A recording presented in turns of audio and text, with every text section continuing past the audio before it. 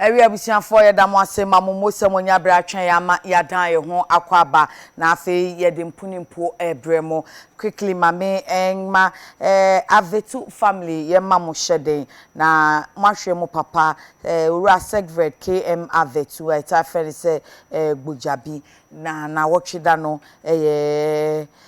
ana yeda na next week kofi go se ohyemoden na abusiafo anano echina ne na wotwe mukoja me professor director general ma Ghana Education Service kwesipo kwa mankwawo achema wisa ma odi grandmother ne na wotwe da ene 40 days no monso yeda mo ase papa panyame enhiramo nti yeda ne duru so a sede na ano mo beja ye no na we nso maba beja prof sa nti prof di nyame da mo ase a ensa na nso ebi akamti ya na maba beboa ye na ye wie no kra yo me da Zelvok nso ase se opam me top fefefe yi emamie Zelvok wo dansoman ansori da ho baby ana mass school wo no wa sa premises wa na Zelvok wo wetimi afre no 0288 616161 for all locations opamade kama pa wa utifia ya na de watade fatal down ho finishing so you on point ya Zelvok ensano pacho nose mask nso opambio enti enwumakuo ni ankrankram betime hu Zelvok na wapam nose mask amamo fe watare no so kropama ya na ni nose mask eka ho na afi tribes head sphincters bachona otrapa pizza o kan dan no 1 2 3 third one no afra kosho onu no otiesie miti mo ma medane da tribe said nsa no efe ni wiene nso ye kama eye moton eche nti enhwebo no nanso kra wo price ranges obia ebenya ne so ne de aifofo nyina betumi akohonom frɛ no 020 0099593 020 0099593 and 055 3740 444 meda onum ase papa pache free September yeko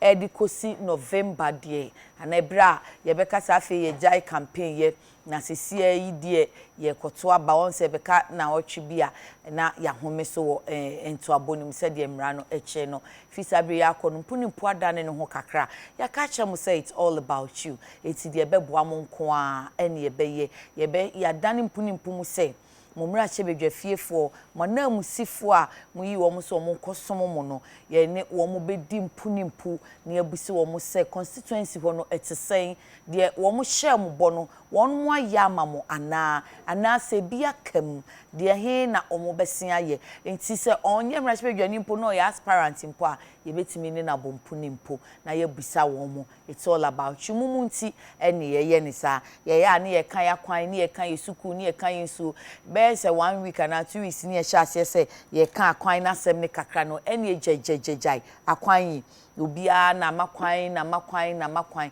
ti ye hu se eyade ehia mo edamakoma so ebre na nso ni asese ebisa mamo wo mo bekọ a wo mo ba ebebusi wo mo ba ya campaign sem ne sense na wo ka kire mo so ya mo ka bi nkire yin na ye hu fi se ye de ye tie beka no mo si wo ntisa omo be kom be ka che ba be ye kwan ama ye be wusu ama but e be dru brebi no ukobisa kwan no si no menya kwan pa che me ye MP am hyemra ni nyina ye nsem we ham a ye bedi ho nkomo enti efi enedi ko efie da bia se ya na ye be ye no be assured say ye betwa no se kan ye nufan we de betwa no nufanan ye kwa ha ne aba ha ne akosoro ne aba fom enti all parties all candidates as much as ye betimi aye no ye bury ho ne asom wosa kwan ni so nti edru fie da bia mpunimpu no ye bie kwan tum ma wo say foul comments no ebra na brisu dru so aka 30 minutes bia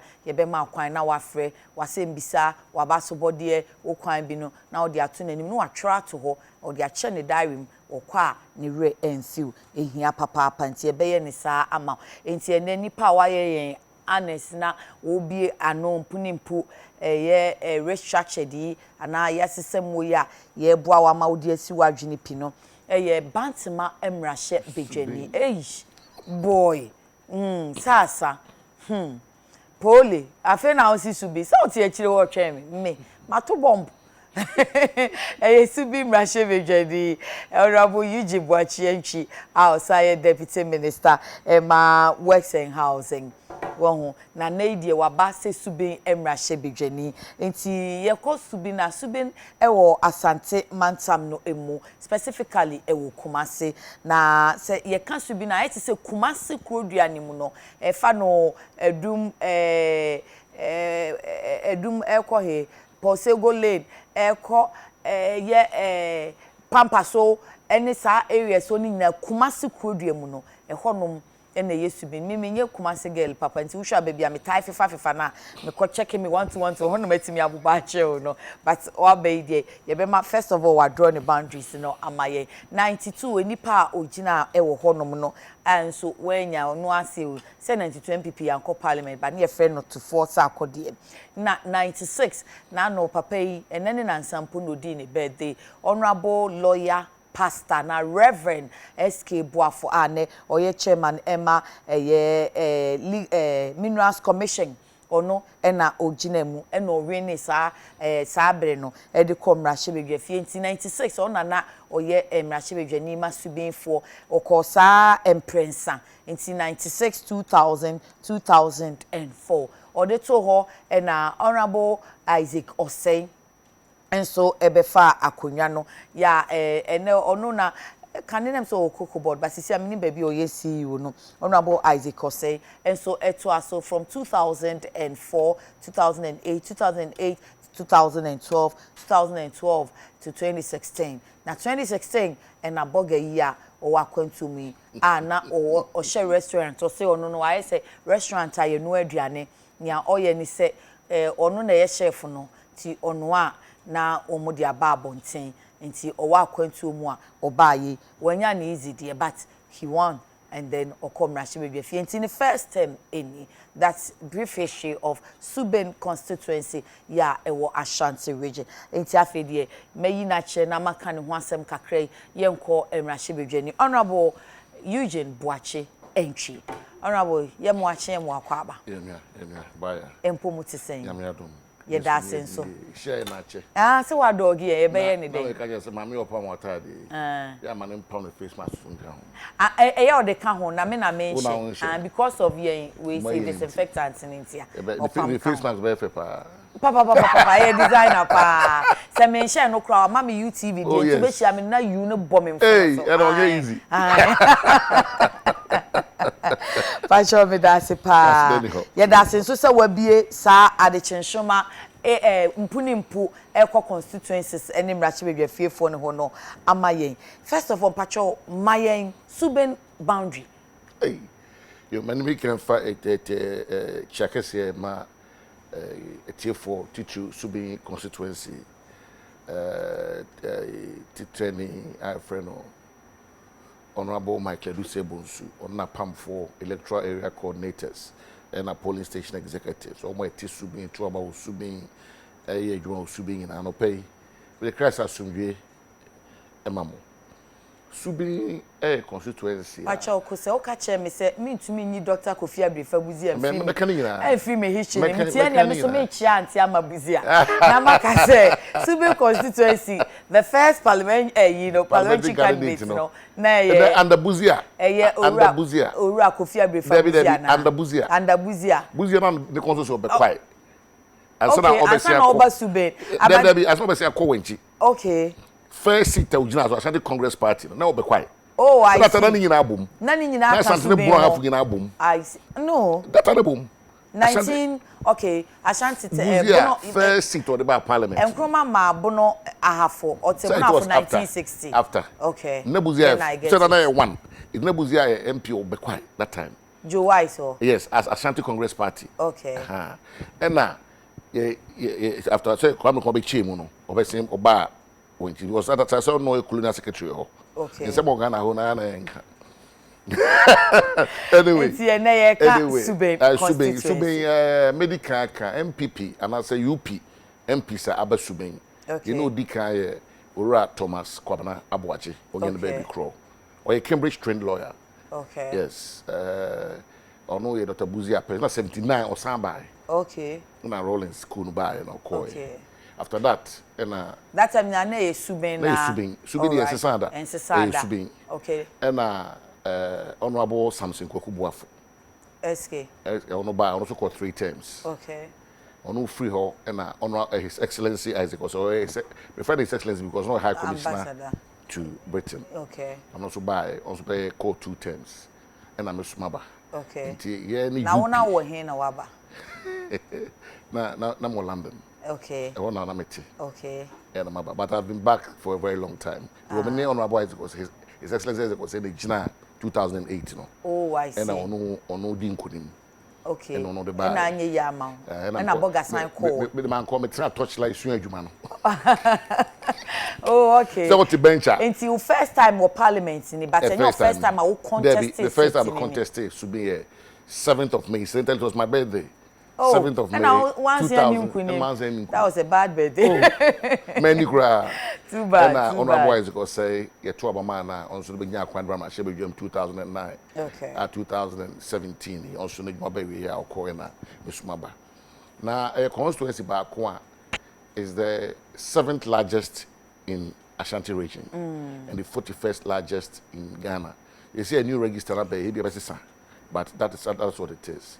There were 10 electoral areas. Okay. Electoral areas started from Bemu Dominase. Maybe a conference in Soyala one. Okay. No about in Suase. Okay. Maybe in Suase, men can say.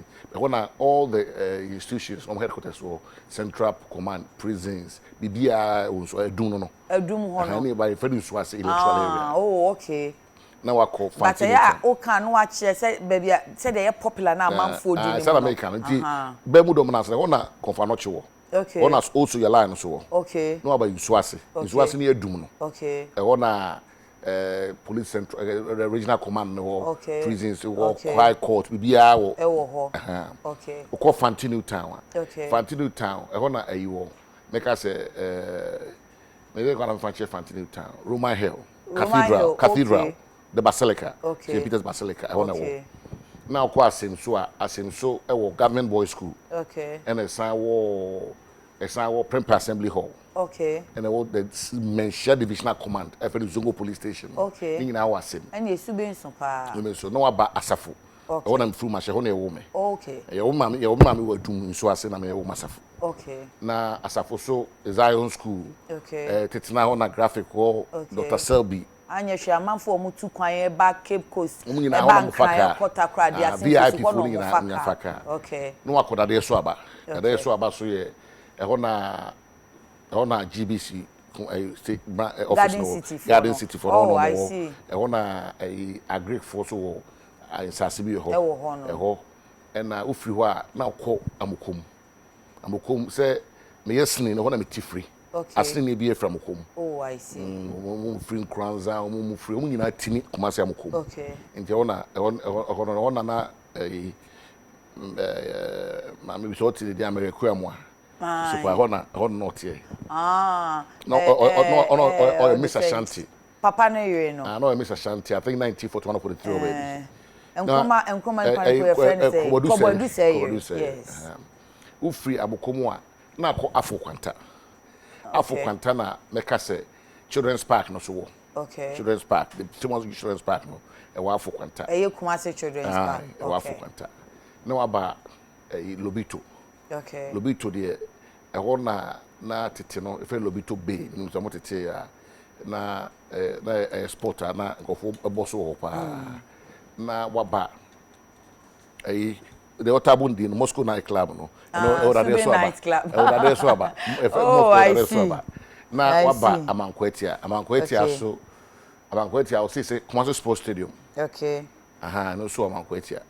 Okay. And school Amankwetia now so Ajidi. Okay. When they ne Asukwa Boshie. Okay. Nti many Asukwa Boshie. Mene Bantima Boshie, many shares so Boshie, many Napo Boshie, many a college, many share not and Sagamon Boshie, Swansea. Okay. To Kumasi is a France. The France border 8 countries in Europe. I feel more America, maybe more American. Until Subin, now no a true day, a register approximately just under 75,000. registered legible voters. Legible voters. That means they say no. So first now 82. Okay. But this registration by 75,000. But generally, no, or constituents population and Kasai saying. Population there, a better. Oh, I see. A better. I think I get a census on Timin count off my head. But the party, the party, they say, maybe they say a Bermudom Nase in Swase, only a commercial area, and even part of Roman Hill. Okay. I commercialized. If I don't know, back constituency in there, I had to say a JD commercial area. Central Market, Central Market, constituency. Central Market constituency. Come supposed to do one constituency. Once I do more than Central Market. Constituency. Okay. In all the institutions you can think of, you know, constituency. Into workers or constituency, constituency S1 Eson. Esopa. O de to be mo ho ana so fan to be am so now say e wo krom na u free asafo ko so abakora hu so dre so aba so be wura mkoma hu so ha nti hu but Eson. Oh, I see. Before na said the year recounted from me recommend to 4 but so by wa bebo before fraud. Oh, tiki abwaje time na eso chen sa e na ya tete ho ama te se first na mention kwa on so say okumasi na so pa ya cheche mu say eze na mention ka ho time na Dr. Kwame Safodu wo no. Okay. But sumi the eternity. Oh, I see. Sumi the way sitting over na chem. I mean e burden because I say bohu bi sa. Bohu. E na eno ko aso constituency a any rural bit bia wo. Okay. Ni nyina ikrum e fa say quota so. More of cosmopolitan. But all the other constituencies no. E na asa me a Mensha South. Okay. Na Pususu Nibisa. Okay, na Pususu Nibisa. But all the other constituencies no. Ubenya areas are finally develop. But do na no on the whole no. Okay. So uya den na hu omanfo no die hia wo mo. Uya den nya omo need. Wo kwan bi alfa so a collect data bi uya den na who say men crofo we ni omohia de nti we na eseme ma. Okay. I think it's the greatest advantage I mean menya as Subin's member of parliament. And the constituency your mama wom. Okay. And I'm papa so your Ashton. Okay. Mama so papa so on Ashton we be ho. Okay. And I may show me honti for the last 90 years my bushra for have played a key role in Subin. Tell mama nipa bebre. Okay. What was it? Nipa yeshiden tusa. Yeshiden tusa. Your tax na fa. Your tax na fa. All right. And I don't know now so busu to be out. Now me be a parliamentary candidate no. Me hu say adwuma no. Enyi nipa ba ko fo adwuma. Enu nti na yama ye polling stations. Your electoral areas no. Apart from the party na want coordinators no. Yes our assembly members. What I say? Okay. And there's our opinion leaders. So what I say? Inti bibi bia no. Se biba ye ton safro mu nyina. Any assembly members share, any coordinators no, any executives nyina share, opinion leaders frɛ wo mu. Na obi a na de sade about two enim. Okay. And na wo hwɛ a enam say assembly members and coordinators. Wo na ye na ɛwɔ Brono no me ka Brono na electoral area no. Wo na ye na electoral areas mu no. Yeah, no, and also identify the needs of the constituents better. Okay. Inti, ye baby a father say Middle Belt Development Authority CK $1 million per constituency by the Frobia say Ubia me who do here on bro also. With my boss be here so. With my boss be me here modern stuff 10 modern stuff flash toilet. With my boss be me here AstroTurf. With my boss be a school way be say 2 but one kasa no unni e be a diary they be a me who say about kita diary. Do you have a diary I will keep record so okay me 10 electoral areas say electoral area we omu hia niema mienu miensa nan num na emom omo priority eni nti se me koye mpuntu djuma bi ana se me saka me common fund ana se ja me guso ame facilitate minya international relation bi na ebomu ma me no omo se omo pese omo beboa me constituency a we na me de beto omo nim se scale of preference we na di kan a omo nyema me nko woni nyina nti wo no unhu se dian pa ne hia wo. Okay, for example So cabo when ye get so fun about because electric be dynamics a different from the next. O Drew baby this Bermu dominance. Bermu dominance a very difficult area. But when I sugalai okay. Sugalai who say on facilities. A was not command central command on barracks yeah. In terms of assassin, no be na fancy be a police for assassin and a sugar for assassin. So what I say. In saying, in terms of development, I don't know me catch him in pay for. I say, "How no market? I did my young woman and say, me buy and cry yet." A children's and maternity and children's hospital be Pampasu. Okay. On the head, Doctor Hamilton. On a bar, ho, na say too many say Waller at that one. All the cultural center all left on a boo. Nti ama be war a ma omo yara omo ba ho nyina. Go dede e ba compound hospital compound. It be kind of first national health insurance further saying fund and Mr. Kind they got 2 wall my home. Okay. But apart from that fairly you too so am home. Do me be am kase na no smakobo lights am home. Street lights am home. LED street lights am home. It means say in terms of development only one and a half kwanta. Okay. These are 2 lecturers and fees say ye should nye bibi gidi bia but nyina ya asase asem. What kwanta saying last year no mo so mo pay money staff flash toilet. I'm someone pass as me. As we speak, they are yet to come to me. Say, "Omo nya assassin bi." So kuma assassin ho asem. And na baby I want to cry areas na develop that. Ti ebe dey so be nya assassin bi e be ka so proti assassin bi da. Very interesting. Okay. Maybe they say dum. Maybe they say asafo. If you be what toilet anymore. Na any omo ko here because I was you choked. Public toilets. It's now we are honorable sister ministry at the household toilets by. Ni na me no ma me ka ho asem. Fe na ma assembly members no coordinators no identify critical health. O fi bi ho a, ni pe wo bi be 50. Okay. Tell me na bit na sala public toilet. If you try say the be shifi bi am no we able to do a few. Minimum crime is 100 also being. Minimum cry, we 100. Inti ansana meba said the obo onto ane asema wo ka kire mo eto omutima inti ebe ma sabi ombe hodu accountable se ono abo kan say che no pese ye nsha asem fi se ya ye bisa mu se mo hyebo na wanye kwan no wanye nsuo no wanye school na de ya ye te ane se mo se ye de hyemra o ye de ya we can only facilitate san komodie no eya otiete say because this year na MC be o but yenso de yesia na MP no na MP so say na me dey legislator o na I can only facilitate it say ba se maban kra ma na me party ama ban mu a ene na che say yoboyu ya de o kan ewom ba kakra mema nipa do na tia ase Ghana ha ne say ekwan aban na ye kwan who says Subia Quanya and many a bomb subo. Yeah. And also a choir and I see a mine abbey. Oh, but wo and I'm so wa bemuntino. What I say? Who leverage kakra. But what if send Kaunia? Unia by my head because we're Subia choir, miminim as I'm free Ghana 1991 aquabuchino. So I come better the tianity. They may buy no, not the tianity. 1991. How many times I talk about Ghana? How many times are you talk about Ghana? The tianity. Amukum, Nano, baby, I'm tea free. Nano 20th June near to primary so quite subbing. Let me pay free. I'm going to visit Park. Why not? Go for Buya champion. Me almost pointy quite next to me. Let me see free me came to me. I'm so mumra. Oh, Madam Gacho say, a quana mayor. Na mayor quina.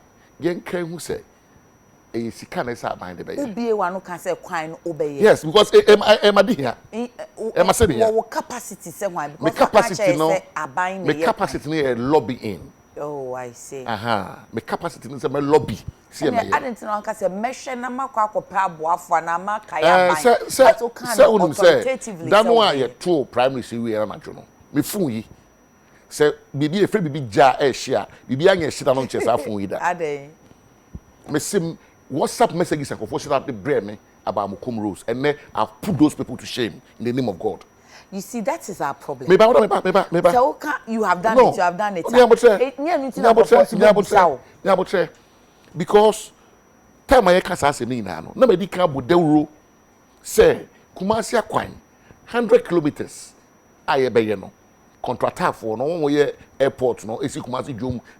No one about be. Okay. Ya approve 55 million euros. Okay. Parliament, can't be, and you approve here. Into Munya Bucheba here. And what you know, na ye mini roast minister name paying for name, Kumasi, engineers being Comose. Me pacho, a subia quano, they are Senate also. To my contract is Mecano, near my contractor be the Jasmo. Contractor be so the Joshua. Omunina, me say, Joshua, you are very Kumasino, it means that. Me no say, I think a contractor for so, a bomb was started was semi. It means I guess that. But as summer year cano, yeah, and your mining in a sickasem. Sunday, me here Kumas, me here Kao Kumasino. Okay. Sana here quine, also, Ebia, Techimai North. Sana was here quite well, Ebia Micrum by my Quabri East. Obia war, Nadi here. But you see, I might say this will be roads. Now, I may make us say, bare 4 electoral areas. Joshua Bay quining in her. Would you see? And our party na a ya bang, but so be so or bebaha or betina city so, and any party na ya bino, or no becanas and didn't see a bisazano.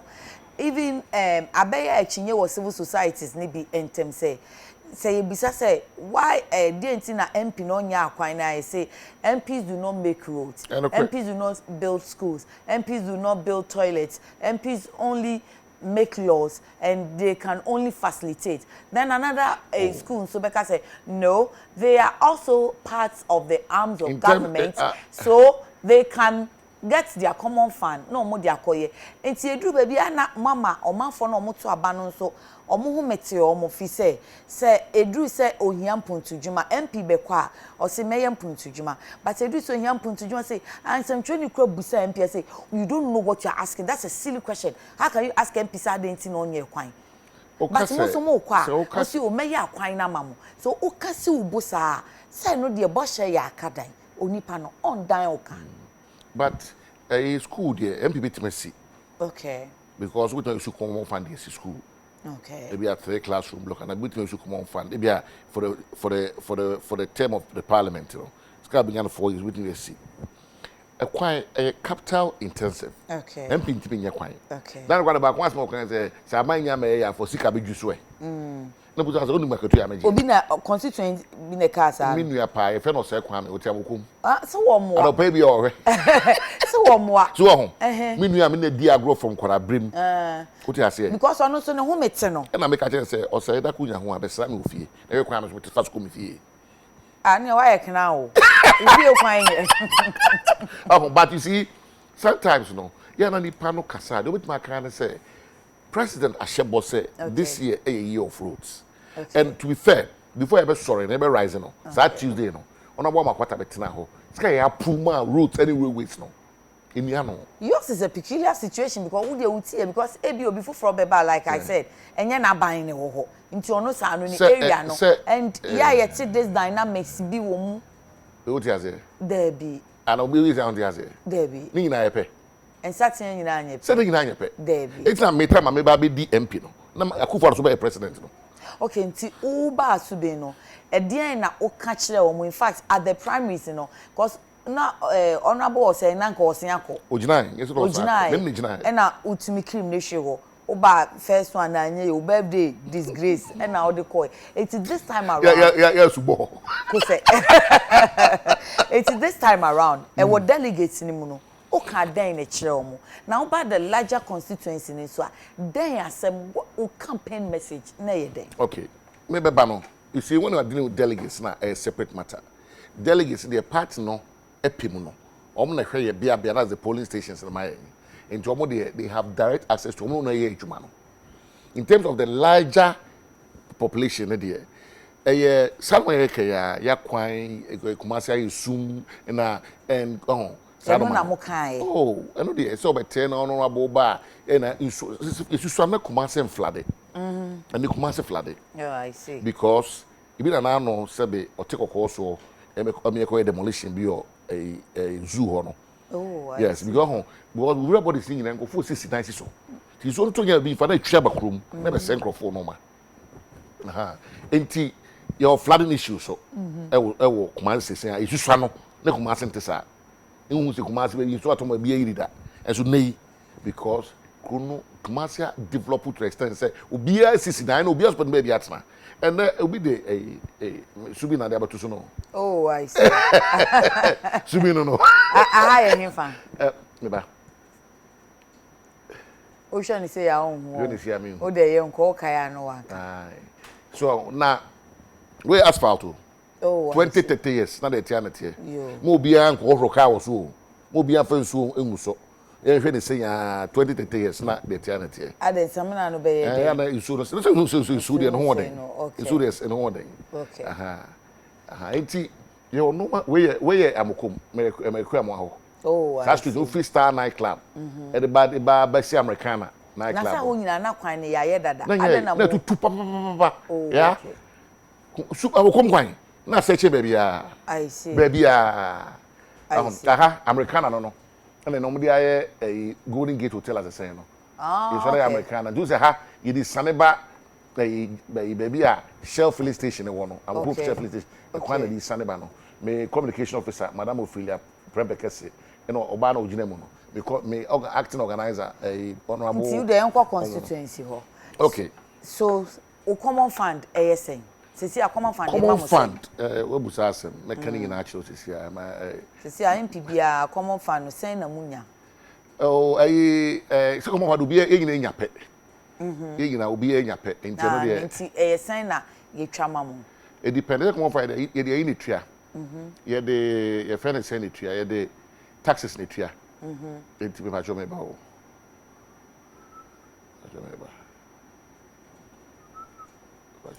Okay, bra wo hwehwe na no. Amanfo asha say de wo mo asem e badada. Okay. But your common fund, you say no meet mark all the other funds because fixed figure. Okay. But common fund because of revenue say bemuno and I buy the 20 and fluctuate. Until the last time I unya answer. The last time I come up, I think it was about 55,000 or so. Okay. But we say get fund. Get fund 65,000 from 2017. This in 65,000. Imagining in this year, then I'm in Sankai. Okay, so you get common fund. 65,000. And a national health insurance fund. Okay. It was really 65,000, but we increasing it cost 70,000 last year. Okay. And I'm imagining in a this year, there. Hopefully, it's can on next week. Okay. And they get funding. Okay. And you'll be a friend of social investment fund. Okay. And also, I present for 4 friend HEPIC fund. Okay. And also, about 40,000 flat. That's so bad. And so that's so bad. No, I can't this year. Me imagine baby, I can't this year. Okay. Common fund, there. Yeah, because they're fluctuating. So the average 55,000. They be about average 60,000. Now fund the base at 9. So sika nyina ye de mamwa. Let's say at least get fund education. Okay. January 2017 I'm MP. 26th May 2017 a fourth quarter buy. Okay. About 9,678. Okay. 14th July 2017 a first quarter buy. About 53,670. Okay. From 9,000 to 53,000. Yes. And at 12. It is a immediate taxes dodo amunya dodo. The total for 2017 no, 638,543 Ghana cedis, 41 Ghana pesos. Wow. 638,543.41. Nti sa common fund no. From 2017 to 2019, sorry. Nti mo de yede. Okay. Me ya watch. They made me the na meka. Me di nko bi de. Na mra se common fund mo fund ye. O de ansana obi abeka se na akoto na akoka se me de na meka su me de. Se mu wi am ko shia na parliament am aye se ade na wakoka ye security abo. Me de na meka. Mr. obi hu no na obo so fia na ye se me bi wa monten. Me ba su me no. Ye se be bia be ko bia no. Omwasem a different. Even sebe abusuem awarem implantuem bibia no obia dynamics is different. Definitely. It would be for obedient to the home. The best would be clearly me say I've inherited a very developed constituency. Okay. Though not develop but at least a year change you and more sebe omo kron ketuom. What I say? It is what I sat down with my executives and it's a mid-year. They said a substantial chunk of my get fund, of my common fund, it was school fees. What I say? Okay. It is school fees. Okay. Almost say president free school fees there. As a president, free as Saba. But also go for just school fees. University. You know, a big university. Secondary. The university, Ubusuko private school, Ubusu, Omunabaj. No, I know there's a NTS, one can say few SHS, I don't know, I do. Because the school fees are about one. Yeah, Sika, Seska, we have family school fees. Because me who say, do no ano, do nano, almost table fee. Okay. What I say, do here and say you have a son of snake. Because high school fees in a bar, I ain't saying me, might be torn Montuma. Now, it's all to Koboya. Otina Samoa, the mammy got torn in chancing, as with my copper sec. And now the Koboya Babe, and obey the particular of my him. It was education there, and then they unlock nipa potential. Into beer ba, so Kuskua, and be a bus of a soya Juma. Future and Nakona baby at the mammy, I may find a crazy. Say, Sikadi, Juma, the Bibana will be a money be. Because of the manner also smart. Into me who say, Subing a situation, no, and a second for the school fees. You are maybe bano. In some delegates, catch and say, scholarship, no, a child, it being a bee. But I'm say very strange because scholarship now watch channel. So that time, no, for my MP, no, if you are one of the bill never cool, or the Quano Chamamo, and so almost some be trouble the catcher will say, a chumunyabi. What I said, Junior say, you're 140, maybe 228 polling stations. And I had 2016 elections, I had 147. You see, I had 157. In the year, Scanaba, me say 500 Ghana cedis per polling station. Okay. All cases be a exception to the rule. No, will be we in university education as the masters. Now the certificate, the man you need phobia certificate. So I'm to 7,000 that yen famano. And they say be triamano. There are exceptional cases bar you deal with it. What I say, but generally yen chino be yen be. It is baby by polling station dear with me say me maybe the MP subino when you scholarship. Polling station be because polling station only party. The polling station be a scholarship coho. Coordinators almost my school ye mo bi. Executives almost school ye mo bi. E him for subin. Utu for him for subin como could do. Palace say subin. Me make sure say every palace be ano him for say be trouble nko an e call him for now so.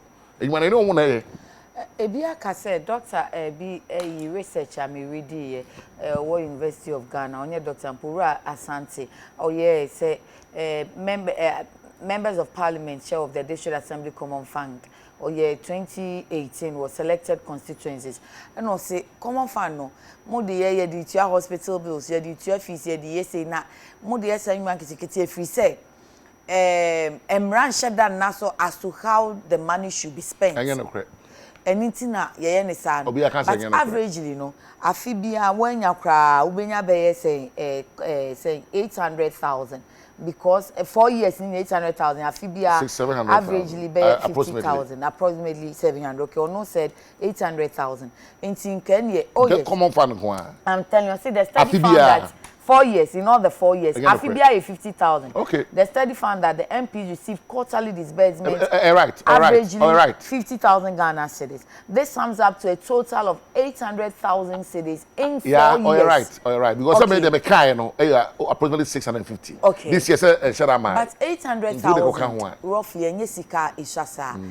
Unsusu sani yenye mrase MPs common fund no we na mumfanye sense ye jama mo amode mu education we osim di kotua hospital bill we osim di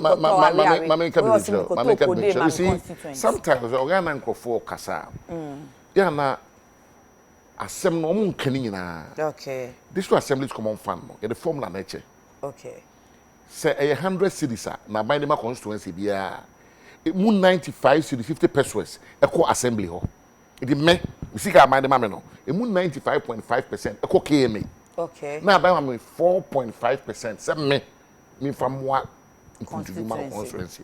Okay. It adwuma na kase pa no. E say free assembly. Dem told us because can say we 50,000 the maybe I come assembly no be about 300,000.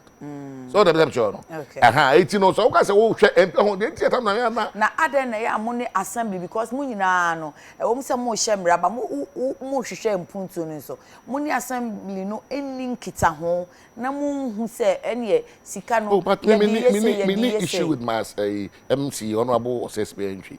What do you be no I mean no do ye bia minim but ya wuti bi se wo constituency wuti bi ya wuti unuanom de se ko for se ya kwan mesro say restrict the way to do subin abebo ame exactly subin na making if you say I hwe subin subin na wo ka obi de area na wonu masem no mu ye now me can obi ade but I'm saying say ba wo twe me ko me twe on ko I'm just saying say what can say sika na wunya no e bia 1 point bibi or 4 and do 5% kwa ne dodo no 4.5 you ne dodo no echo assembly enti assembly sande ne say mo anso no manfo no ukra waka hunua be ma bi o say kwan no say abanya meye ya fa botom sika bedu ya say kwa me no bi oka yo enti adenti na mo ne assembly fo no eni nkita ho e wo sampuntu djuma kwan ne so say oh pacho electoral area ha my honorable DC my yenyina ya kan eti ase ho yenkoye kwan ema dade so abafo na emom amakom de mpacho yensi sukuu ma wo mo adenti na enyen sa na ebeja assembly so assembly no dodo no nyon spending no kwa person fa so spending no na won so 4.something% spending said the person spending ade ba kom fi say diga na nya pa obusa me amte ha e me ya pa ne say sa de assembly no yam politicize no yeah hwe meti hoyi me ye MP for Subin utie meti opa MP na medi no enye MP for kwana to ba wa me obi o wa me from kwara bremu a onye MP no onye politics e bia minti obo so akoto aba utie fine but ese MP for eyi me ba utie say me a candidate asa me tmenya kwa kujina MP ticket so fine assembly member abana yeto no assembly elections na yeto no yes a non-partisan enso a partisan yes a non-partisan no enso a partisan ho de u de ye me cast man say be cast me say go dey make catch no entie bia wo baba o ye MP constituency no impuntuo any here and impuntuo so here assembly members no to come and support you to develop it. What you say? Okay. Obeka no o se me de no me ko assembly na eto ma me e fa party ho. What you say? Assembly na bit maka. It time bia be hu na bia there's a challenge between the sitting member of parliament and some assembly members. Na sasa challenge no so omanfo na amosumo mo no na bebre. Ti esa amadwin timi nko ben ko. E na me ka che o say ye no. E na me yes, me na me MP assembly member no.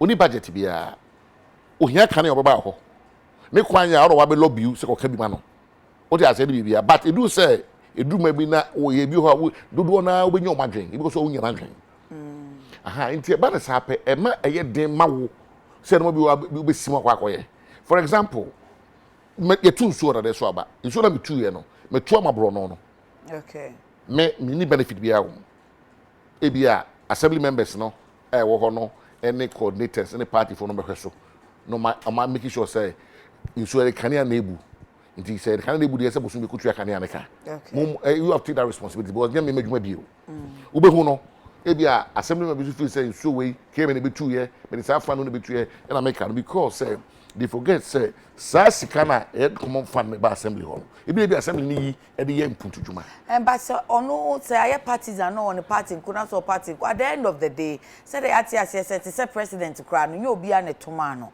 but onya betina so a o wasudie da ne so so obehwe obia ne mantemu eni nipa nasem enti say assemblyman kro no say okoye ne partisan which are illegal anyway and odi aba wo so waba DC so ho eye botae ne ye ba akope said ye beye na mpuntuo no ebekọ nipa no na so ama de o hwehwe no ne nsa kan ti kra mpo ne ye bebrebe decentralization ye bubu mu sei ti afa ye be decentralize ye wie ama mpuntuo no so asen akoka achi a ene se ne ya mesi ye purpose I don't think say mpuntuo na ka achi but say wie no no beye me no ye to aba ma me fi assembly me ye sei nti me de me mfa oni nsu a watu ama me electoral area sei na me ya ade na eho kakra no munya bedru baby amadru na wi am say now amanfo no nti ne wa ha nti amanfo no akoma so ade omohi ade ene ye mbota ya esese edru enu nti na meka che o say enye obiara te sa because me de nipa nti na mete ha Nti nipa na mbe som wo mo. Even now we had development my Subia. Almost every single electoral year biano. My baby ho. It be quite almost a crab so. Because your frere see a assemblyman no cry corporation. It be mean e be a coordinator no. Okay. And no be another unit committee for no. Okay. No be catch say be a ha. What one you arrange you be a high sumo, e be high say what I say. Me na no the boy. But what I'm trying to say is it would have been easier. Say yeah, the partisan because I know the would say as a party in the back. I say yeah, prime minister echo yeah MPs. So delegates name a year woman what mean your candidate? Emaninye. What I say? Partisan yeah, as I want you ma. Is other funds na akano. Get fund. Imagine mono get fund here for specific purpose. Education. Into school. And to say hepekidi ya be dan SIFE. And also na ye the school ne toilet ne social amenities. Okay. Sa na da so tia na no mutumi spending no. There be get fund here purposely and specifically for education. Bibia enye school one sem one anya adusua one sem no ko ya watomra. Enti every say be a school be here fence wall, school be here nkunya. You know we will get fund no the day. Me get fund me by 2017. Minya metra nkunya so kro ana e be na me say so we must asaf market here he sa wo he wo we una to ye na me to ye that time my kwakwan so no out bottom for no hu mo bag no o bag no make up na sheshe mu no o him no ko do no yi skari here na phone na e ma no kwakwan so mo fa make up no only there na ko o mo ko business anya be o ye nti make up eti o him bag na o bo mu so make up bag say bia phone shem wo yi ska no ato na wo phone no ato and no park so. Okay. There be numerous complaints asafo. Okay. Me numerous complaints me buy no ano. Me nya my kwana ye da ba che me me. Me buy me first get funds ka na me to sa wo no. Okay. First funds wo. Say be ya omo a konfo no edwa no mu himo mu ntimi emma because hona wo na bu. No mu fa bisi park. Ho de ya to wo e de si ho. That was the first project. Second project, Amokom Division School. What division school assassin super but na me bisa get fund asafo die sa wo we nya get fund sika na see say school and what a school park school what is it asafo am Zion school Zion school na hu ye no okay okay now ufri ho me ba Amokom because na pese me wall all the schools Amokom so new Amokom oh hey praise me we di machi wate and I say betua oka and me yes am mo nka se nya bibia nso wi a no na che ja mi yeah with me buy no hana Amokom division on e bobo no e kwa we nam se kwa na nya kra se principal fa kwa na chance e begu no park ni on se school no so pa me buy na wo na ho okay enti no so me teachers be complain this center omo kire ade a na omo yi no omo timu ka omo yi e bia wo wa na twe kra be wura ho na bia bag so ko teacher bag so na e betam enti eno so ma wole am omo I digita tuning nyina no okay enti eno na hu no hwe kwan no hwe on se kwan da hwe kwan no se na se tutu hu kwan no okay e kwa we se nyina na asphalt I see se ha nyina na asphalt so when na sa school Amokom division ho aso no mu hu toilet facility ti da school we be in 1954 3 years before independence and now more a 10-seater modern flush toilet I service school no first no but interestingly say yeah yet say mama to memo aton prince o de gina so fatu so say ya ma no pa fatu pray yet say mu say eno me si toilet eno ma say ya na ebinim say 21st century yes si toilet and eno ye dey boy one samra ne say ya ye mputu juma mama ma abakosem bi so the speaker should be developed in quotes me mama they won a doom 1941 only me on na bare na be ma omo mako 9 e ma 5 ma 4 na me mama na epanyin last one this is the years okay timo fa na mama no ye omo adum omo nyina so kwadum presby on me na no press before ma no so me press before sa school no you need toilet facility me pen so and you see toilet am yes and so we do 1967 and now omo ya mba ni wa ba be toilet and now if you na ba praise fa Amokom de na to so man pa che o fa Amokom division ha so a okay sa school we me ka atitrefo a Omako say school amakom division school ni e fe new amakom. Okay. Say school we. Okay. Na ya school ni toilet facility ndi kura wo mu no. Yem kana otimi ko 1 hour no mal. Teacher for the concerns we nyina bre me. Ene omo e say ya to afa ho nyina wo get da won pie. Ene Na krom ni toilet facility say no. Wo ye no say a design. Oh, send me a form, a design. Okay. A mechanized a flash toilet coffin. Bibia was here. Okay. So which would decompose. Yes. I think you have a tank or high tech. So it's your home. A high. You're quite tech, but your baby on Crahan for the social or the beach or the beach. Hey. So, Yakasa Mumra, you say, I'm on the bed. Yeah. It's a school or toilet facility. Okay. Obriye boa. Our school is just about quarter of a mile or a mile from baby Eugene. Okay. And also so you see the 1958. School no tete. I'm gonna for a free voter region be so Kumasi no. No ma sorrow for my EP church. Okay. Nti no no my in schools and the trees. So e ba Ghana you know schools and the trees no.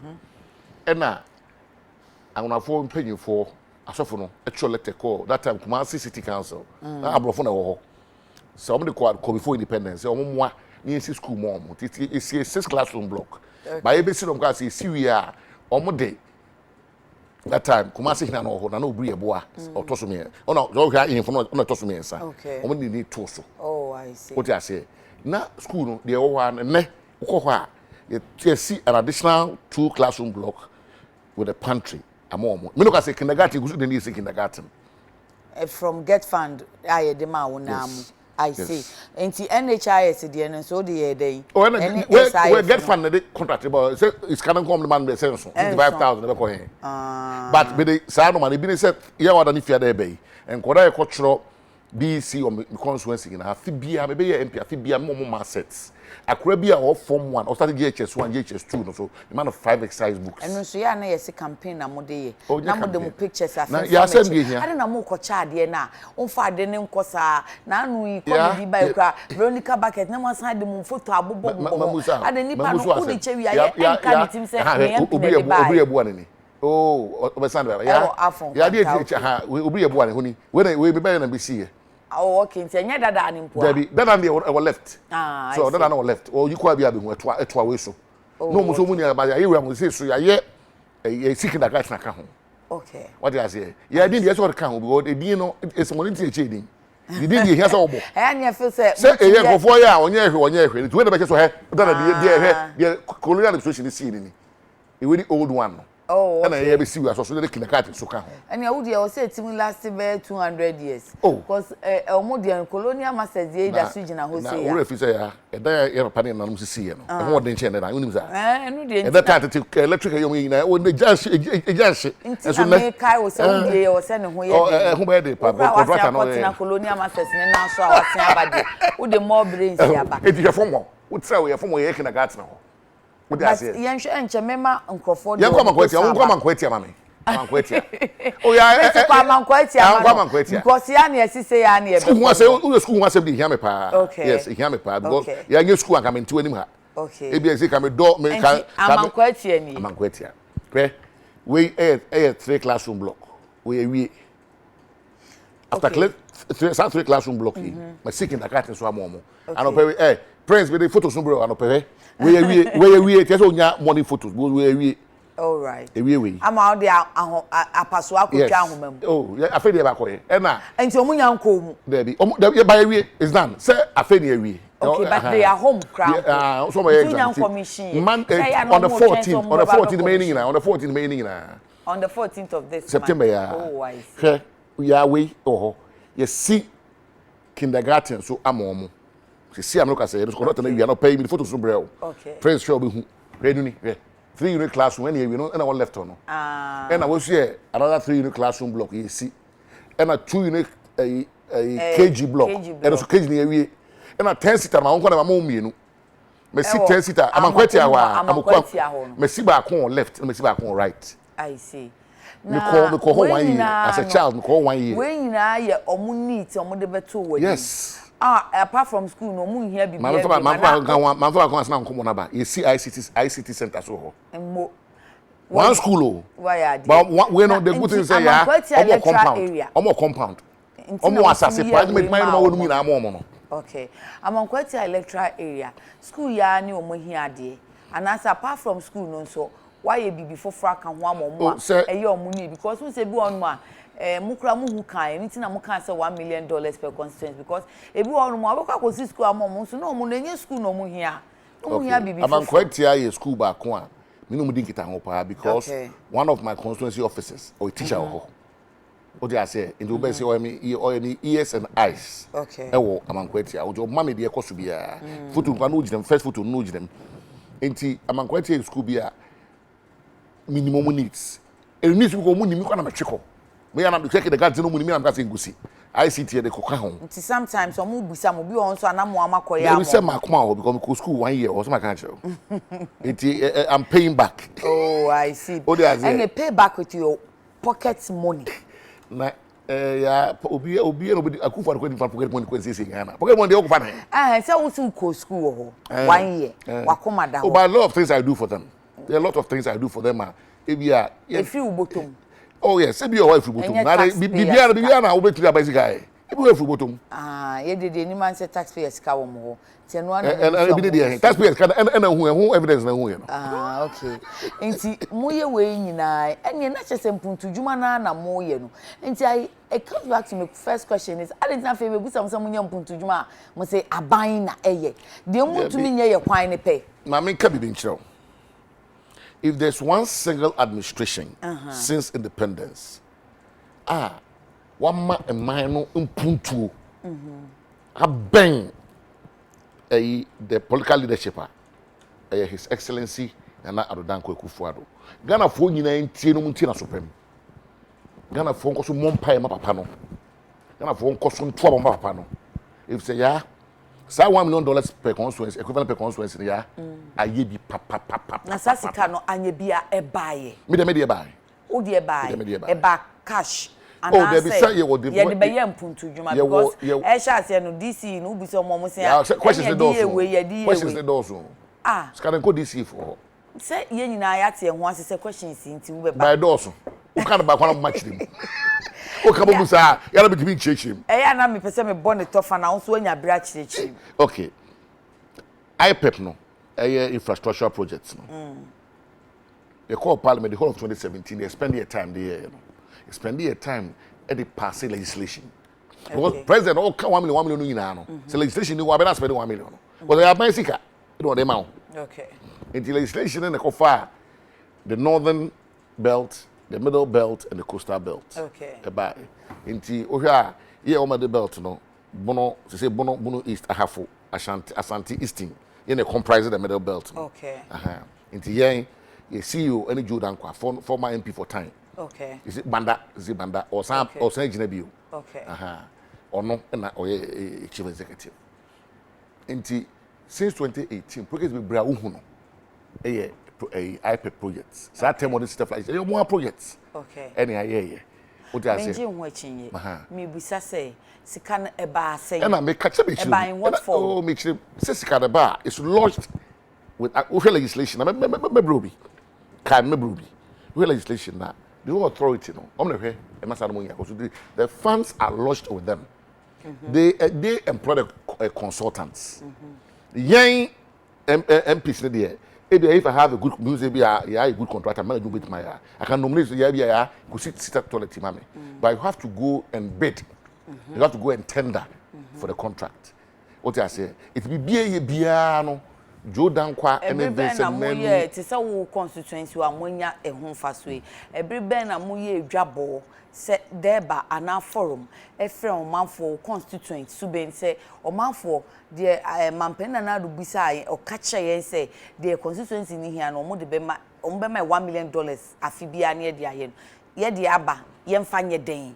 Okay. Ya antise mo bodwa because key ade ba ko mi say ye say constitution me over the years meeting Dr. Bomia no tie cancer asem ni say ye be busa mo dia mo hia na ya be ya mam chenye say no an so sika na IPEC o si IPEC aba enti ye dia beto camera sim ho no mbe frɛ ye nyina wo studio ha bo amarasta mo mra ya die na mo hia wo studio ha. Okay. Oh yeah there. they decline. Scanner bar a co IPEP. It's kind of be me as member of parliament, you know. We turn suffer electoral area coordinators in and assembly members in and opinion leaders. Won't be quite there, but you never get anything resolved. No, but some of our leaders now is still there. It's a ye leaders, no. Still there. Was over parliament. Parliament Ghana, I will be a MPO. Sure. It is the elected leaders, no. Jomo Bar, we sit down. Ubi a the more for assembly members. Oh, yes. No more fry him for no ana. Your friend opinion leaders. No? Opinion leaders. Yes. Into who are the opinion? Because I can stakeholders opinion leaders near kind of blankets. Because oh, but position. Not name. Who would they say because politicians of fast and forever? It would be there be only near politics, but on any shesem punto because it is a sika bani a friend on his papa and yura for constituency for now brown so as him here bra meaning is a way of politics. If you be brain, no more casaso. But you know more casa me as member of parliament and as be a chairman and as be assembly member and as be a coordinator be kon na watch say oh me we mutimi ye ma me aka me if you fatani na oh I see what dey say ti obohu no e no be bre IPEP no obohu e bi enkanea e bi mini drains e bi modern flush toilets e bi mechanized boreholes all them chire sa no mani nyina e ka ho what dey say e na obre ho Mugana mo take care of na zo obre. O ma hwe me na o de ka. Mason no ade ne hye mo ane ye o se hye mason so ti de ka sa. Enti.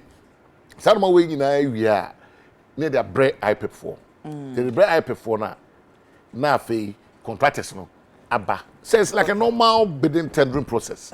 Almost about bidding juma. And the name sir but baby there ba ne be ko so opinion leaders no. Amama bisa o mama kan say the be ya your constituency ni obisa so oh you say 1 million per constituency no mu kan say mu hia school. Say the school amam no mo so aka say ani o mu be bisa yen no because I don't know ni na so. I think say we dey get say o ma kwa no mo friend maybe bia me bia no I make sure say I consult. Okay. Because you man campaign be nyina making sure say you don't mean aka ho you say you say nyansa ni ba ko fotri no okay the tosu mi no so no adwuma na ye no eye obi abrono bia won pagin you say won ado mu nyina no as member of parliament but brono bia no obenya assembly member ho and assembly woman ho okay unyo mu wi a obenya opinion leader so ho okay e bia odru me na na mokom hina himfi a o ne hini bia office oh we na mo ya o hini we na ba o ti ase udru e bia na na dum hene ho akwa so we na mo ya me na ba udru na na donte hene ho akwa so bia we na mo ya me ba udru sarki zongo ho a wa se bia we na mo ba bia we ni hia me eti ye yes am we no nyina na e consultation class na projects no ya start list I see o ti ase ansa na IPEP be ma be de so e ma said ye no kan ya ye nyina tie ho ase no subin for enamumra hye bedwane ni nia woni mu kan ye no saa na mo hu no ana se bi akam enti mo ma ye hu ubusa specific question no specific question ye maka ho asem ne ye beka de waka nye de menka oh na me kan say me say de onemu kan I said de be na meka mpacho say de onemu kan me sumi jitum say de oba no onemu kan na me kan say ba ye ya ba ku na me say enu ampacho me ba mema waka enu na onemu aye no enu anu wa ye amamo ana enti ahoma no adem na mi ho ano Facebook si ebeko na comment amudi aba ho no so yakan ya be kuma ase eja mako miensa me to kuma ase. Okay. First one the to me na poni muntaka hye so. Okay. A friend baby a friend of French line central market e chi baby. Okay.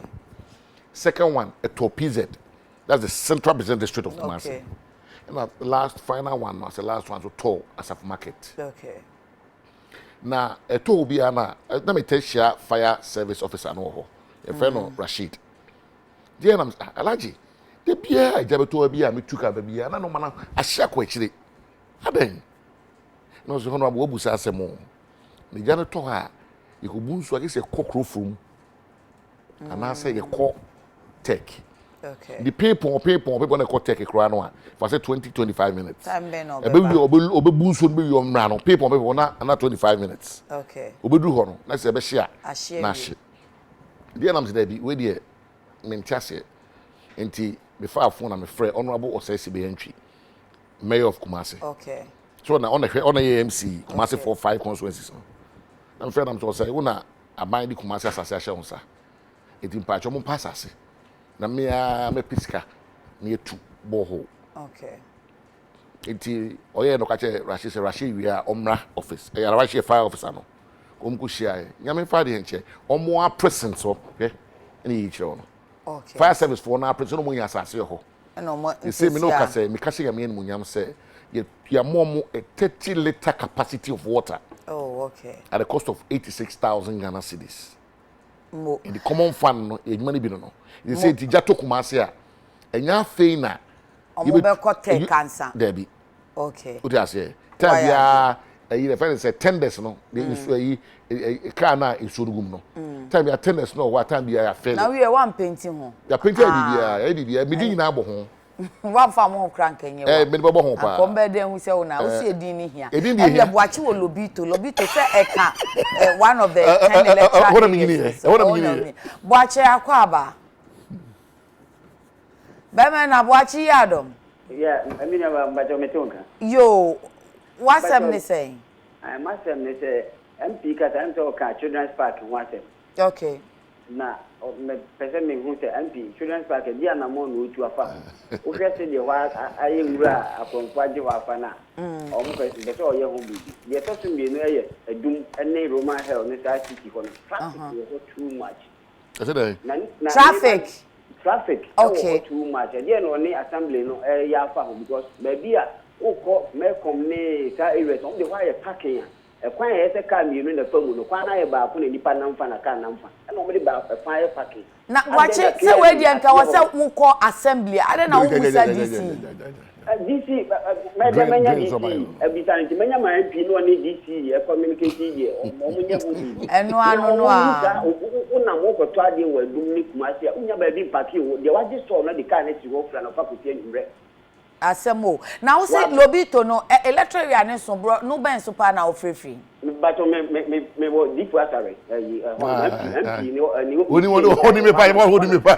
Okay, yeah, that's it, Boakye. But so a dino musisi no amankwati ani ade me MP say asase ne e san wo Ghana enti ya omunye ne ya brosan na oh Mr. Boakye nyame israel you been asase because omusisi ne dan enti e be kakra enipa na edot na he ya papa asase dia ye project Mr. Boakye nyame israel Mr. pa omunwe hu biem na Mr. Boakye nyame israel omo ensesa mu kra Eja Boakye ye da ase me da ase pa so we the submission here Eja Boakye we yan safo ti na de Boakye no nyame israel pa ti na de Boakye no yadom no here o case ya na nkwa wa sa semu ya so di twatu ya Ghana fo ya so di o ya so di pa na no obi sidan me be che area kro na me ko na there be constituency na me friend am to here ukra usan minister for deputy minister for house and I'm masa and I'm Dana Wusi no and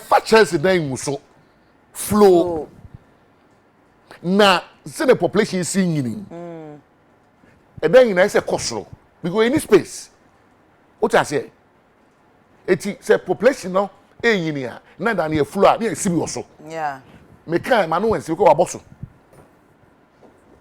me ko waboso e da sama ho kan yesi ye nkan o eja ya o eja Boakye yesi asem ne ye nkan o na Ghana okoka onim kasa oni ankasa ye omu ade eno na edebi kana e dia national anthem debi na se mo ankan so ase wo so ne ye de eja me say yesi asem kan e me dia to so say papa ne si dan mia me fa fon frɛ no so owura e dan na me de me pɛ so me se dan bi e bɛbɔ because in kwano one ye wugum that your investment wo betimi asia to aso de ahan into the usia flow na de ho na usika asan jai o ma beba be next nyame adress aba biewa ye ba ko pekuska abeto aso me ko not ikan ade na ye ni fie an a contractor mo a o si school dan na se mu show was am best meka o be ka so your politics the best meka de Ghana ko no no kre Aba honorable kasa ebe ya pa contractor mu a o ya de na mo man me na me fa for friend me se me na me fa so san ye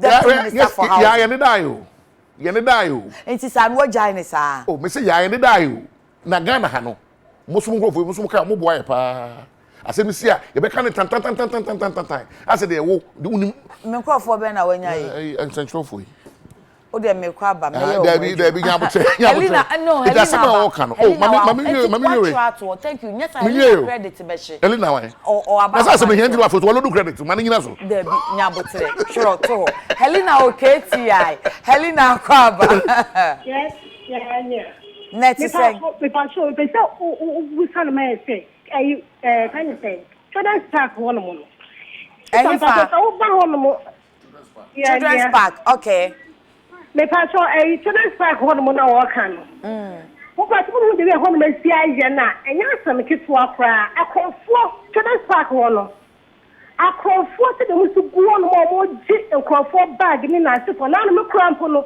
enya custom for security for ni bi na ehia me na omo jemia akomo twitwa me nya asam kitu a wo ho no ho nyina fu amna de da ho no mo bebre nyagu ho no bebre akonfo ko na se se ho no yo ni wa de ko mo yo ho no asle da ho no kakraka Helena ya da se yenya ni ntiem na obi nso ntumi mra ya nya o point no ti obeyi anu ama fato so mai. Okay, children's park. So we call Mr. Boakye Mr. Boakye beside. Your Helena, me dese wa frame me about Helena. Na me nua panyi Mr. Boakye so. Me dese wa frame mo children's park on wansem. Afei na children's park yetime to anamo bi. Me ba yi maka ho asem wa. Hwe me tena ha sehira ka. Zongo divisional commander ACP Bua. Mko busa no. How many times my friend about children's park? Me didn't meet my afan. Me answer my report to asem no. There's no take a decision no. Say we take you, so won't take you. Meaning, was a operational decision. They toss me no. Afei na me nua o say sibe. Aka tia pam mayor of Kumasi. I decided say me be ye sa IP project here bi. Okay. Be ye lights inside the park. What I say? Na ese twetwa nua no gu. Ah make as a fire service for akọhwe at the estimate akoma honorable CCB and America say so contractor so akọhwe I be twanu an be twanu ni nyina bi so I say it makes see lights no say makanya but because who can someone cause for one adwo ntu be na ebreben you go so fire service for akọhọ o ma say so twanu say to e pe machine mom no go twanu ni nyina I say it make see post no post go so say be 20 aka ni nyina ho asem okay ah ne ba 18 pam chow e no ho asem no na children's parks mo kan hu say sheke mase but something in there it me buy na me tie mu na so be any theme park talofo e be any theme park okay me bu say won say ya deda o ya ni yetu wana mo ba sem no bi cause obi say bia on why say we you wani na ya mu communicate oh na say ma me o ka say Helena say be obebu ko appointment ba me ho na ma chire no na say me ma mo be ye adwabo kakra o de adwabo no de jaya obi ama jai MP, I'm forced to go to church every Sunday, about 3 different church services. One have been any panel. Who could fear when you be a and I'll book just what? Oh, yeah, chairman by a chairman. I will not be until it is 7 gauge a polling station for the MP every 3 months. Me call electoral area be Emma questions will be back. I mean, myself call me call radio station, me can. Yes, I nyai kada. Na traffic congestion. Traffic congestion no na Moses aba. Traffic congestion. Afon kwanta. Moses. Chwe some passion. Moses. Moses ya te wonka UTV so ni. Me passion me kasa free afon kwanta. Na children's park na mpese me kan wasem kaka. Okay. On the 28th of last 2 years many police dinner ma mantena ma last 2 years mantena ma fa mantene kan 28th ne ho okay we were attacked at children's park many police ni nam it was at gunpoint and as a matter of fact me coming out with business planner in fact the Boakye me as I say my information say Lady Julia which is Otun for here NHSO.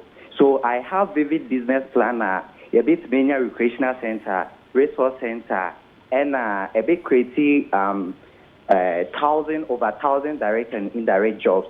And Ghana Angel Investment Network for approval yet. Okay. And see that may suggest that Honorable Eugene Bema me chance now.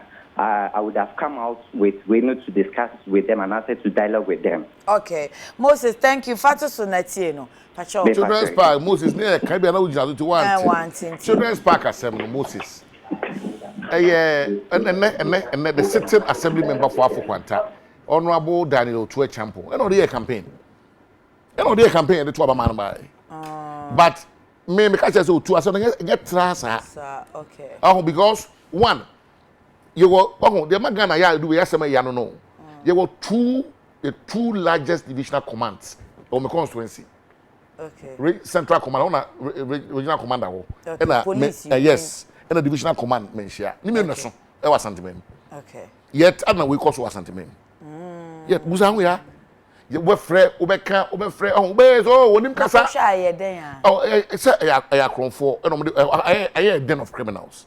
If you say you say betumi ne mpanimfo. The say you nyina na say once we light up the area.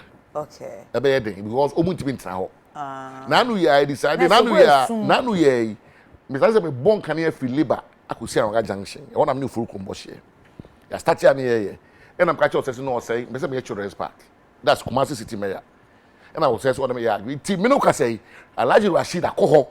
Akuhu no mo so nya fire service for or the bail buy ye na care before head of lighting department Mr. Bona so bobodin. Okay. Bona so akọ. No so ye be hwe ne ye hono ne de nkane system ne do ayuma nkane na so. Okay. The only way for now. Yen to me fanye bibi set to say or see the business idea recreational center. Na idea nya odi abena de business idea. Adama say o two for. Na unso ni asase so to me. Me na asase so to me. Me dey so be catch them me to na mo na me dey say no mo say nipa me nsa na from kasa say.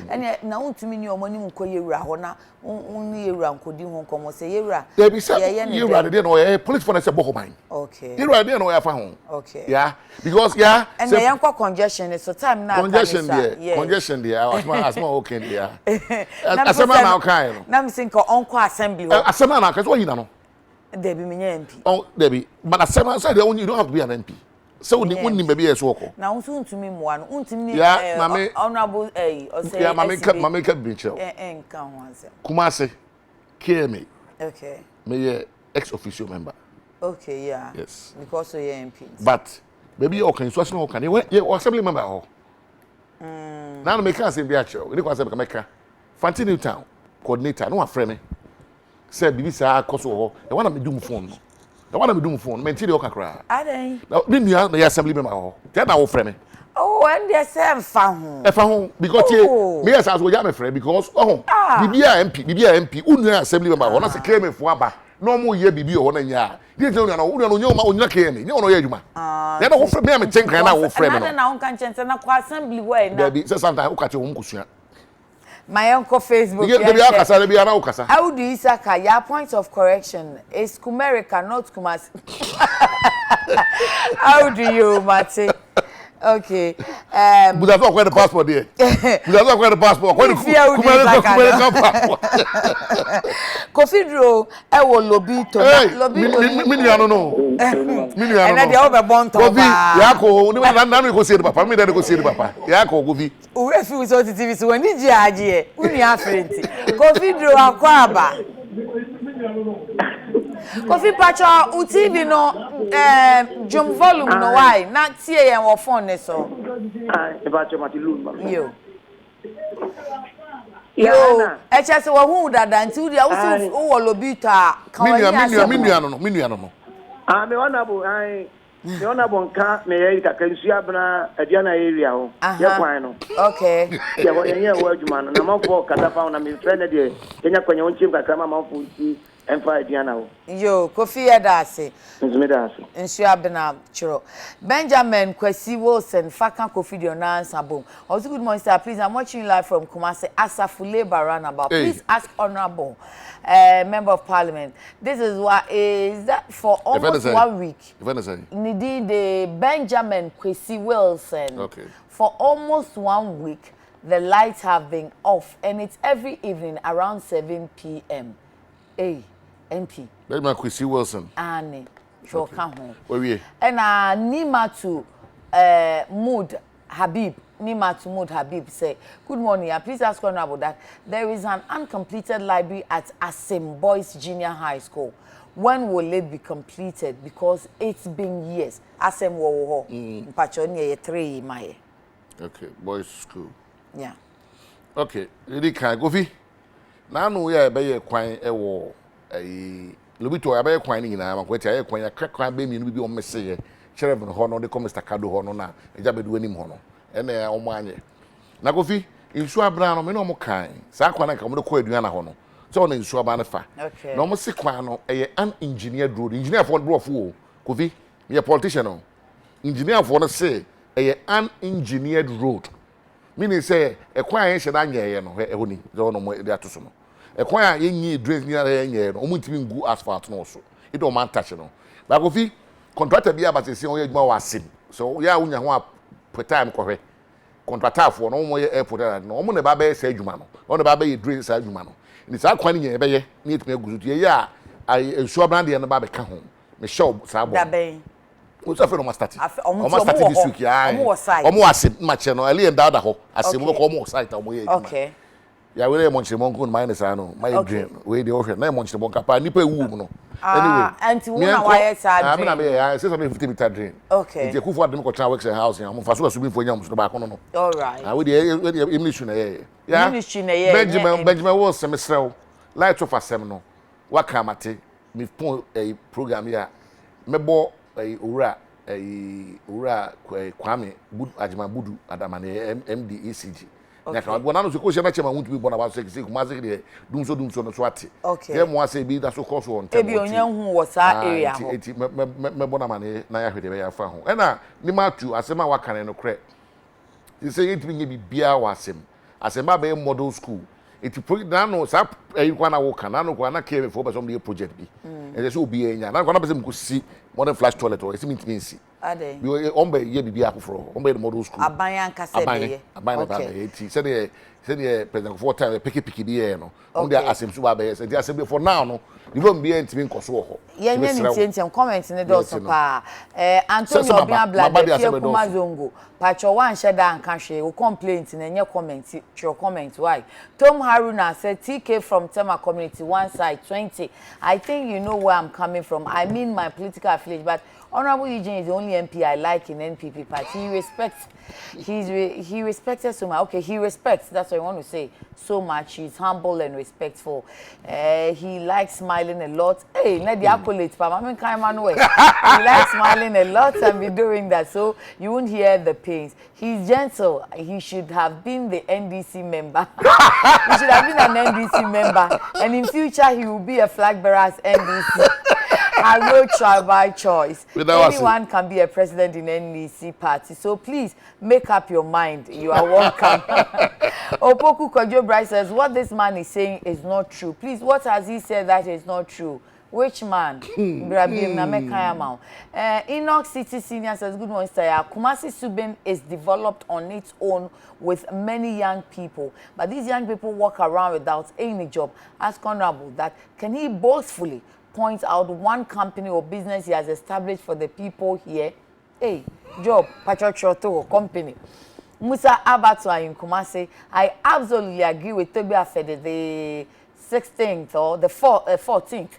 He has every right to show his anger over fake letterhead on questionable Japan royalty. Okay, who the be frame because you share MP no. Enoch City Makai wo de no. Somebody is replying to Enoch City. Okay, Tom, I've read yours. Hey, Enoch City, what's where Gumupa? Antonio Obiafe no Diaba. Antonio Obiabla de Fie Kumazungu Takrade.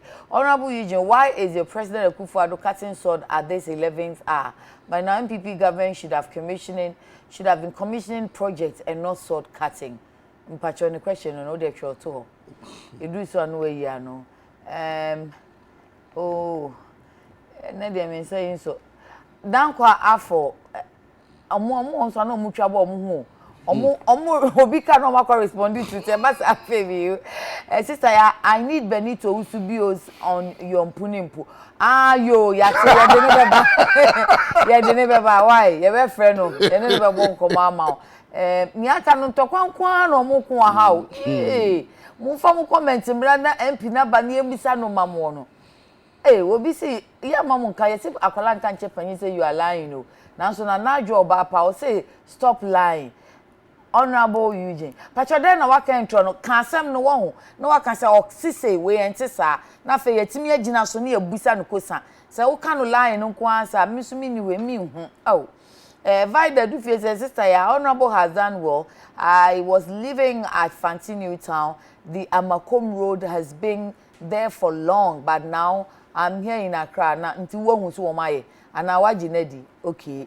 Adekye Salahuddin says, so Honorable, you use all his 2017 Get Fund money for Asafo school wall and toilet. We want to hear something else than toilet. Honorable. Nsroma Trent said, good morning, sister. Yeah, please, some areas in Awoshi are having water while others are not. Okay. That should be able to Awoshi. What's it? Opoku Francis says, the little the MP has done is very commendable. You mean very commendable. God bless him. He's done well. Okay. Joseph Asiedu says, for Ikrom, please say, it will be our greatest joy to invite Honorable Kwesi Jemfi MP for Dotobri. Mom, we have a question. Yate Prince Church to mom. I'm looking forward to seeing Minister of Gender on your show. Thank you. We hope that we will invite her and she will come. Set that question by ask MP for me. Why all his projects is Asafo Amakom Sobolo? What about Bompata Fantini Town? We always fight for NPP, but no improvement. Kwame Dakwa or Bompata. All your projects are in Asafo Amakom Sobolo. Why not Asafo Bompata? Me dem ka say Bompata you grow baby for but Bompata so say kuma say bro no. Any patrol say Adekye. Adekye what's here baby? Say what happened to the hydrant of fire service in Prempeh Assembly Hall and the closing stations to fill it is Menshia, which is less than 25 minutes. And now o ka say no mo ko fill in so omuko fill tender no e wo to say bia tech. And on say na ye wo omo fire hydrants fire hydrants bi wo Prempeh Assembly Hall eno no 25 minutes pe eno what happened to it pacho edoso yiwe ya no mama kwesi wo sinasia ba say ya issue children's park is full of armed robbers. People are being robbed every evening. Pacho aka 3 months mi awani na yes our children's park me could next week na me Kumasi okay. Roma. Okay. And campaign has started. Meta Kumasi I ko 6th October. Okay. And I'm very hopeful. Say many honorable CCB and fire service for you na be kan tia pam ho. Okay. Na ya tima adin kan na ko. Na sa hu kasem ne to trasem ne ko so ho no. Anu abrase kakra. Okay. Mamemfa Kwiada ko ade uyi anu ya 10 abone asori. On see akasa chepe Kwiada ko say please ask my honorable that the road from KTI to Jubilee Park has been in bad condition before he came and it's still there. We expect him to do something about it. Traffic in common so yeah only honorable says be what two kwan na because the last person on the say Kwiada mpacho de Kwiada ko a Kwiada ma me Kwiada ko a oba pen Kwiada ko a oba pa sa kwan ya wo ken contractor for na ba ho enu echi ya wo omo also omo na because Ali and Dauda say sa kwan run parallel to Ali and Dauda there okay na fe no matias ho omo ye ba okay me sure bo sa kwan so be ye because ma faso ni na wo twekra na ma mpe but captured under the Kumasi Inner City Road project. Okay. I find a for a statue of Moba. The shame of say contractor for me no usumi. Joshua for contractor for na ba isu ba. Joshua wa kobri kum ko emergency work bi obri kum obeba back. Na isu just mo so beba or bant mo no so be resuming. Yeah in chesa akwan ni na be na aka wan asem ti pa cho contractor for no sa area ho. Ma me abnada ko na wo de no. Bompata okasa nye no kre. Sir. Okasa nye no kre. Ba oti ho so. Nye no kre. If you say Fantini Town. You buy a project ho. Okay. Also another crowded area.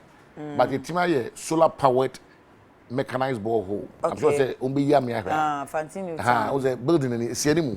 Okay. Be ho. Okay. Na asase. To be srew asase. Project no say me dey share am ko asafo. Obi asafo na e wo me. Edumu so e wo mam, dia na me bias kakra. Omo so na to obama me dey. But obi ato obama me. Etime ye project ahwe enu ni. solar powered we vantinuta Okay. so wudi mo bengana gini mali ho Okay. E wona ben ti e wona no dia bibi ho ba asase a ubenya dia ye ejuma sanate all right asase ubenya no ebia we dia ubenya no ese ebia e otumfo o na me no eni asase ni enya ti wo asase na po ye bi o se de ba obi o ma me hu a e be try e ba ba ya mo me se na na almost a president or Katisod of commission projects. Okay. Oba de bosume nkru na anyimo. O de bosume nkru awo. E bi e premature obi ba bosume. O de bosume nkru nyim na o de dakra. O de bosume ya me da se wa no wate. O de bosume nkru wo no de dakwa wo. There be. Bosume nkru na o de nyim. O de bosume nkru nyim no de dakwa wo. Thank you. Yes.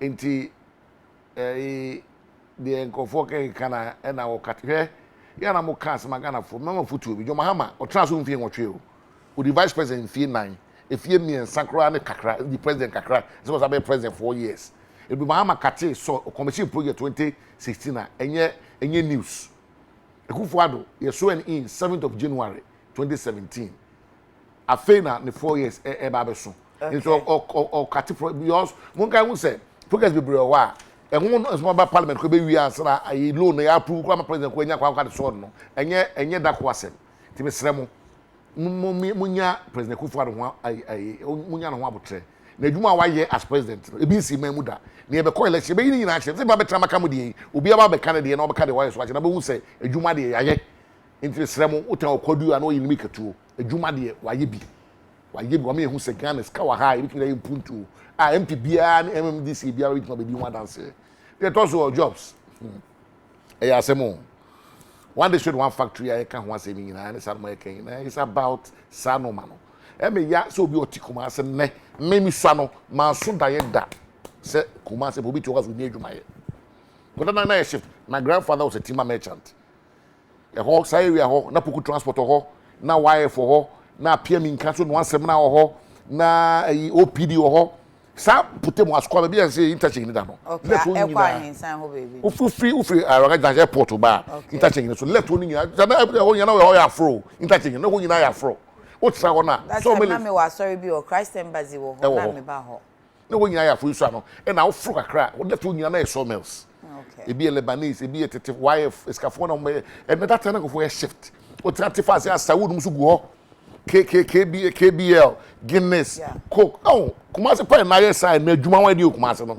Ya bibia betuma si wiase. Enti adwuma na ni ho, na adwuma na ni ho no so sabe adwuma ese ekriti. Na obetumi abo. Adwuma na ese ekriti. Adwuma no ese ekriti. Na wo hwe dodo no aso a asantimen obia peso ye na adwuma. Yes, obia peso ye adwuma mo obi. Obia peso ye adwuma na ho. O dey say enti no ni omumie ankrankra dey say shoe factory say ankrankra Kumasi atia no ye na atia shoe factory good na president this ad na ba say aban timi ko bi adwuma okay na mum say bia ya na be ba say o me proposal ni enti bia me hiaska na egu proposal na aban na support o no ko bi no afedipa all right ba me sure mo bo say aban e wonyo be brave ba ya Ashanti region especially na na ko shesha region bia na ho de nhuma ekoso bi e cashew e bi we ye be yes nhuma na e de nhuma be ba we plan for food and jobs a e de nhuma ba na aja ya e bi so kasa so e bi ho ba na bi so onyo ba sa nhuma we de ni ma nhuma mi ti bi nye ba nhuma de e bi ho ba e no so e wo so a wo pe no e de wo hwe okay enti kakra bit maka fa ho no yes ye da se pa se avocado for be shemobo why say but mambo sumi we me be tren Kumasi ti me make sure say san kanea no I say the children's park no. Yeah. Me dey be me personal ma make sure say aye. Me free am from no about say be. Next week me am na be call rounds Kumasi na progress ayi ati me fa be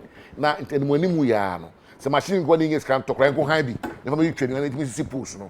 Ne man kan ya mra na ba bi akrofo no free ba no mo nko ba bi mo free ba na fo watafo munya ani amokomfo ani asemfo munya masomdwe me hye mobo. Thank you. Honorable Eugene Boakye Antwi Subin Emra Shebedwani na ye ne bompu ne mpu se de ahyase no mede to mani mo no efi sabre akopem se ebe kwa abato so de mpu ne mpu adane ne ho na momra Shebedwa fiefo na ye ne mu nyina ye mra Shebedwa fiefo se de ye say it's all about you aye wanti na omo beba mo ho mo mfa ma me yese ama mo no de omo ka ye mfie nan abesen ko no wo mo ye edru sen ehi biom no wo moko na ya ma wonso akonya ne ti sabre die fi ene iko die Friday bia obetumi afraba mpuni so na wonso wo kosa obuo mu ani die kwan so na wabisa wo mra hye bedwani no se oye PC onko obi da bata fe no okokra ye ne no ebebo mpuni na yabisa no ama wonso mpuntu onti a wo soma ne so onko ene mra no wo hye mra wi a mra nko anya adwuma mra nko anante enipa na bedi mra so enipa no so ho tona ena niama beye kama chebebisa amamo nti ene mpuni no de yedi no ebia no mpuni eko constituencies no suben emra shebedwani honorable Eugene Boakye Antwi osan deputy minister ema ye works and housing mo comment ni bebre ye paucho ye pay MP sunyanfo na base ye mfro no abokosi ame ya chireme omo adwuma yate ye be frebe o say ye frebe na bebe ba nko ade a ye be frebe enra pa no pressure he frɛ anti we are really grateful say papa EJ penye omo next week omo dia to next week nyina so ye kai omo ya pencil omo nyina down enti ye be frɛ omo back se ye frɛ omo na omo se omo ama enye mfom so aba mu pushi ani ase so ye frɛ no ti onya hom ebi onso anu wo committee ni aka akire mu but ye hope say we dey ohun say enye mpuni gidigidi boxing there be we ye mpuni be kana o manfo nso musa enti ye accounting to the people via mpuni enti we gidie say omo beba na omo ne mo aba be kasa may that tribe said as say so yeah miti fefefe ema mekai so was painters baby a Papa's pizza ewo no o kan Papa's pizza dan no ba ko mienu miensa na wa fra bronsan ne show and a tribe said your friend 020 099 5993 020 099 593 na zelvo gisu ne pa me top fefefe ya amanfo ya na nwa efe medamo ase pacho top ne fi zelvo ni nose mask enso kan sa na zel eye na adwuma ne sa no efe pa nti ya friend 0288 616161 obepam ne kama amount azel de wa ma wa meteku measurement kra o de man o size o say me USA na me UK say opam so be down pepepepepe ne sa no efe pa me da wo mo ase so mo siesie me ho kama ene fati ene wiki menene ne ba no pa otwi manim kama fati amafo se na watwi makeup no na ebo pa me da wase yenua ba amanya ko a ewo Hello FM na o se mame gradora efa yen show de mano efi se ukunu afri mo anti kafra why anti efa kose nyame enchichowe na on show de nyame yadoma o china mo ye no e wotema community too ti adofo enko jao emaye na Mrs Jessica ofa bia bani worry ye nene 10 years enti ye ma happy anniversary if esan fi ono Mrs Bini na ho you patroni if Mrs Ohene Bini okay nti Mrs Jessica Ofebia Bini worry 10 years happy anniversary to you from Mrs Ohene Bini yakramo midin de yakunama together with the team no team no eye ni so se babesomo bye bye.